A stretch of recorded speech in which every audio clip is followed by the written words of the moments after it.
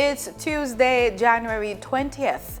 In the headlines, government launches the Shelter Recovery Program. Parents now allowed longer time with children at the Bustamante Hospital for Children.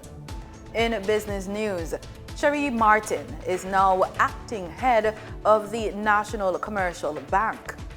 Regionally, in Barbados, the Democratic Labour Party, DLP, outlines measures they will implement if they are successful at the upcoming general election polls.